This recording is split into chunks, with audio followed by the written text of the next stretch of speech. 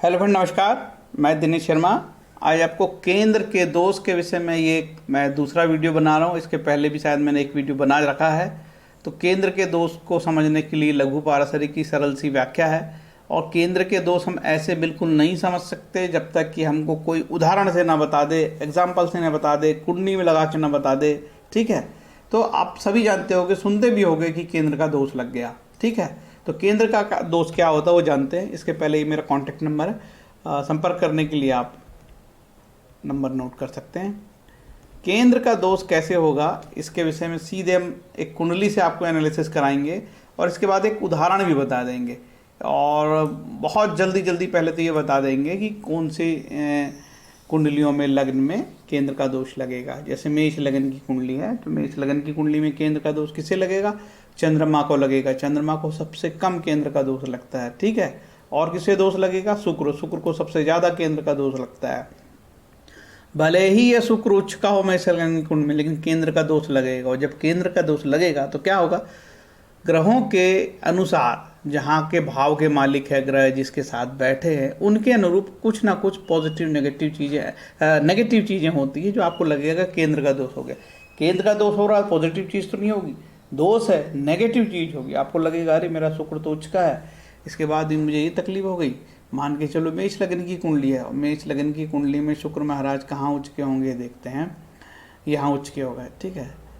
आपको ऐसे शुक्र में भी आपको केंद्र का दोष लगेगा, क्योंकि ये स्थान जो है केंद्र है और मारक भी है। और ये शुक्र कहीं यहाँ बैठ जाए मेष लगन की कुंडली में तो डबल मारक हो गया, बड़ा खतरनाक। ठीक। अब हम आपको चलते हैं वृषभ लगन की कुंडली में। शुक्र को केंद्र का दोष लगेगा, भले ही लगने सो केंद्र का दोष लगेगा तो लगेगा। ठीक। और किसे केंद्र का दोष लगेगा? वृषभ लगन की कुंडली में शुक्र के अलावा किसी भी केंद्र को दोष नहीं लगता, बल्कि सूर्य, मंगल और पापी होने से अपने शुभत्व में कमी करते हैं, अपने पापत्व में कमी करते हैं। मिथुन लगन की कुंडली के लिए बड़ी समस्या है। इस कुंडली में जो है केंद्र का दोष बुध और शुक्र को लगता है, और जो है गुरु को अच्छा ज़्यादा केंद्र का दोष लगता है, क्योंकि दो केंद्र का स्वामी है और गुरु को सबसे ज़्यादा लगेगा। क्यों? क्योंकि गुरु मारक भी है। ठीक है। गुरु मारक भी है, तो गुरु महाराज को मिथुन लगन की कुंडली में केंद्र का दोष अधिक लगेगा, भले ही ये गुरु महाराज यहाँ पे उच्च के हो जाए। कोई ग्रह यदि उच्च का हो गया तो वो केंद्र के दोष से मुक्त हो गया, ऐसा नहीं है। ये विशेष अनुसंधान और रिसर्च है, इसका आपको ध्यान रखना पड़ेगा। ठीक है। अब चलते हैं कर्क लगन की कुंडली में। तो कर्क लगन की कुंडली में केवल और केवल चंद्रमा को केंद्र का दोष लगेगा और शुक्र को केंद्र का दोष लगेगा। ठीक है। इसका ध्यान रहे। कर्क लगन की कुंडली में शुक्र को और चंद्र को केंद्र का दोष लगेगा, भले ही चंद्रमा कैसी भी पोजीशन में हो, चाहे वो नीच के हों या उच्च के हों। पंचम में ये नीच के हो गए और उच्च के हो गए ये नंबर 2 की राशि में। ठीक है। उसी तरीके से शुक्र को केंद्र का दोष लगेगा, भले ही शुक्र नीच के हों या भले ही शुक्र उच्च के हों। ये याद रखना, इसमें भी शुक्र को केंद्र का दोष लगेगा। हम आपको इस और उदाहरण से बताएंगे। सिंह लगन की कुंडली। सिंह लगन की कुंडली में कौन सा भाव है? शुक्र है। शुक्र को केवल केंद्र का दोष लगेगा। बाकी सिंह लगन की कुंडली में जो सूर्य है और मंगल है, शनि है, ये दोनों अशुभ ग्रह होते हैं। तो अशुभ ग्रहों का अशुभत्व में कमी आ जाती है। ये नहीं कहा कि अशुभ ग्रह कोई बिल्कुल निर्दोष हो गए, लेकिन उनके पापत्व में कमी आ जाती है। तो सिंह लगन की कुंडली में केंद्र के दोष से पीड़ित है। ये केंद्र की जो दशा है, अंतरदशा, इसमें कुछ नेगेटिव इम्पैक्ट आपको मिलेंगे, इसका आपको हमेशा ध्यान रखना। कन्या लगन की कुंडली में, कन्या लगन की कुंडली में आपको जो है गुरु महाराज केंद्र के दोष से पीड़ित हैं और बुध को भी केंद्र का दोष लगेगा, भले ही ये गुरु उच्च का हो जाए, भले ही ये बुध उच्च के या नीच के हो जाए, इसका ध्यान रहे। ठीक है। तुला लगन की कुंडली में स्वयं शुक्र महाराज को केंद्र का दोष लगेगा और चंद्रमा महाराज को केंद्र का दोष लगेगा, भले ही चंद्रमा महाराज उच्च के हो जाएं या नीच के हो जाएं। वृश्चिक लगन की कुंडली में शुक्र महाराज को केंद्र का दोष लगेगा, क्योंकि यहाँ ये मारक भी है और केंद्र भी है। ठीक है। बाकी वृश्चिक लगन की कुंडली की विशेषता ये है कि सारे जो है पाप ग्रह इसके केंद्र के स्वामी हैं, तो इनके पापत्व में कमी आती है। पाप प्रभाव में कमी आती है। ये नहीं बोल रहा हूँ कि पाप प्रभाव खत्म हो जाते हैं, पापत्व में कमी आती है। ठीक है, शब्दों को तोल मोल के विशेष ध्यान से बोला जा रहा है कि कोई गड़बड़ ना हो जाए। इसके बाद धनु लग्न की कुंडली है तो गुरु महाराज को केंद्र का दोष लगेगा और बुध को सबसे ज्यादा केंद्र का दोष लगेगा, क्योंकि बुध मारक भी है। अब ये बुध भले ही, और ये बुध कहीं जाके मारक स्थान पे बैठ जाए तो अत्यधिक मारक भी हो जाएगा। ठीक है, उसी तरीके से ये बुध उच्च का हो जाए या नीच का हो जाए, इसके केंद्र के दोष में कमी नहीं आएगी। और गुरु महाराज के साथ भी यही कंडीशन अप्लाई होगी, भले गुरु महाराज यहाँ नीच के हो जाएं या यहाँ उच्च के हो जाए, उनके केंद्र के दोष होने में कोई कमी नहीं रहेगी, केंद्र का दोष बनेगा। केंद्र का दोष, जहाँ दोष आता है मतलब कुछ नेगेटिविटी ग्रह में है ना।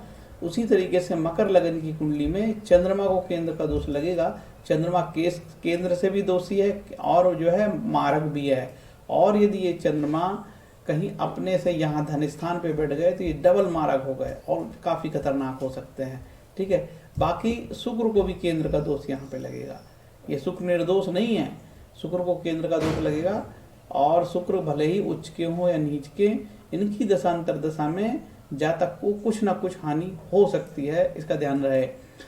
इसके बाद कुंभ लगन की कुंडली, कुंभ लगन की कुंडली में केवल शुक्र महाराज को केंद्र का दोष लगेगा, बाकी किसी को नहीं लगेगा। और ये शुक्र महाराज यदि कहीं मारक स्थान पे बैठ जाते हैं और उच्च के भी भले हो जाते हैं, लेकिन केंद्र के दोष से पीड़ित होंगे, कुछ ना कुछ नेगेटिव इम्पैक्ट दे जाते हैं।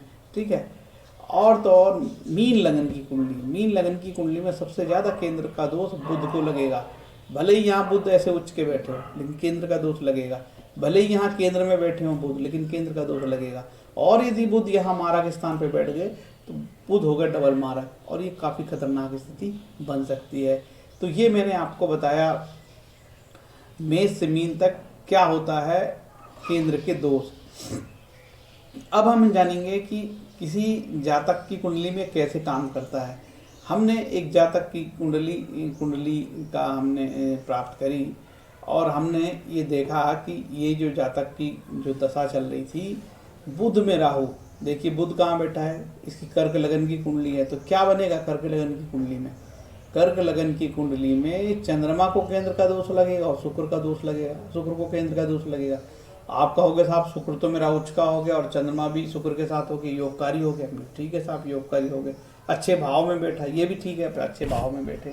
तो ये कैसे तकलीफदेह हो सकते हैं? जातक के पिता की मृत्यु 11/10/2017 को हुई और उस समय चल रही थी बुध राहु और शुक्र। शुक्र देखिए केंद्र का स्वामी है और जो पिता स्थान पे उच्च का हो गया। तो जातक के पिता की मृत्यु बुध राहु शुक्र में हुई।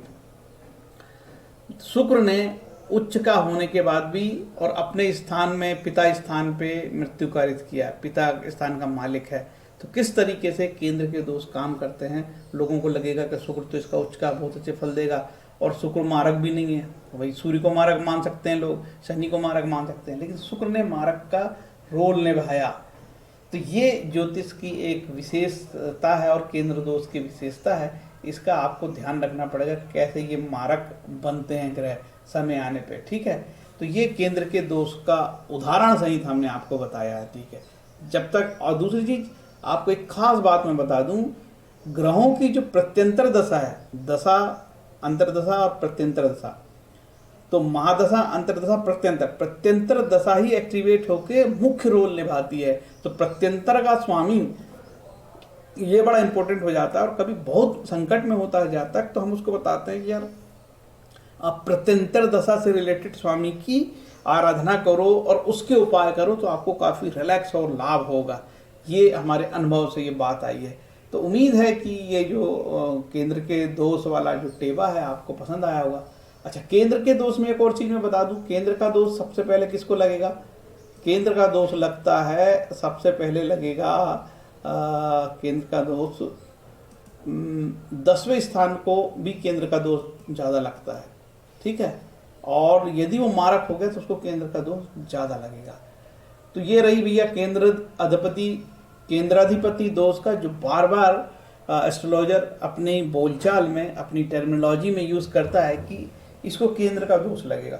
हमने आपको एग्जाम्पल से केंद्र का दोष बताया है। यदि ज्योतिषी अपने व्यवहार में एग्जाम्पल नहीं लेता है और उस चीज़ को नहीं समझता पड़ता है तो मतलब नहीं। ऐसे बहुत सारे सिद्धांत ज्योतिष में भरे पड़े हैं, लेकिन हम उसका उपयोग नहीं कर पाते हैं क्योंकि हम उसको एग्जाम्पल से परखते ही नहीं हैं। यदि कोई सिद्धांत एग्जाम्पल से, सिद्धांतों में, प्रैक्टिकल में नहीं आते हैं तो उस सिद्धांत को हमको का यूज़ नहीं करना चाहिए, उस सिद्धांत की बात भी नहीं करनी चाहिए। केंद्र के दोष बहुत बढ़िया से कारगर हो रहे हैं और इस पे ज़्यादा अनुसंधान श्रीमान बीपी गोयल साहब ने अपनी किताबों में दिया है और बिल्कुल सटीक बताया है। और उन्हीं की किताबें पढ़ने के बाद हमको लगा कि इस पर लगातार काम करते रहना चाहिए। हर कुंडली में केंद्र के दोष हमको देखते रहने चाहिए। ठीक है, आगे चलते हैं। आगे कोई और वीडियो में देखेंगे, गोचर की बात करेंगे, शनि की बात करेंगे, क्योंकि अभी शनि 12 जुलाई को राशि बदल दी है तो बहुत सारे वीडियो यूट्यूबर बना रहे हैं। उस क्रम में 1-2 वीडियो मुझे भी बनाना है और कुछ ये चीज़ बताना है कि जो वेद होता है और उसका विपरीत वेद होता है उसके विषय में भी कुछ जानकारी दर्शकों को शेयर की जाएगी। इतना बोल के मैं अपना विराम करता हूँ वीडियो को। हरे कृष्णा।